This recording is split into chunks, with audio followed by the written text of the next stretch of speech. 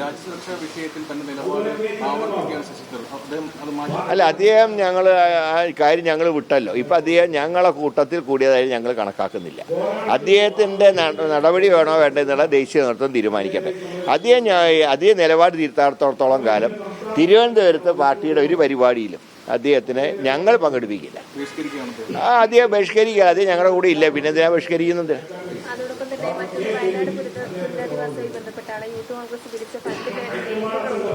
അതിനൊക്കെ കൃത്യമായിട്ടുള്ള കണക്ക് വെച്ചിട്ടുണ്ട്. അനുയോജ്യമായിട്ടുള്ള സ്ഥലം കണ്ടുപിടിച്ചിട്ടുണ്ട്. കോൺഗ്രസ് പാർട്ടി അതിനെ കണ്ടുപിടിച്ചിട്ടുണ്ട്.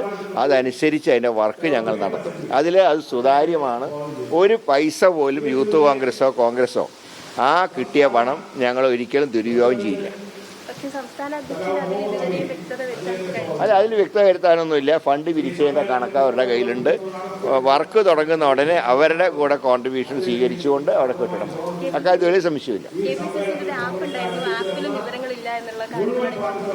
ഏതായാലും സ്ഥലം കിട്ടിയിട്ടുണ്ട്.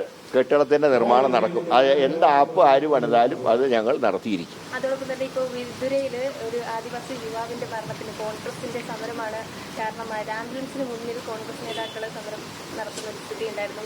യുവാവിന് ജീവൻ നഷ്ടപ്പെട്ട ഒരു സ്ഥിതിയാണ്. അതിന് ശ്രദ്ധയിൽപ്പെട്ടിട്ടില്ല. അങ്ങനെയുള്ള ആരുടെങ്കിലും ജീവൻ നഷ്ടപ്പെടുന്ന എന്തെങ്കിലും സാഹചര്യം ഉണ്ടെങ്കിൽ പാർട്ടി കർശനമായിട്ടുള്ള നിലപാടെടുക്കും.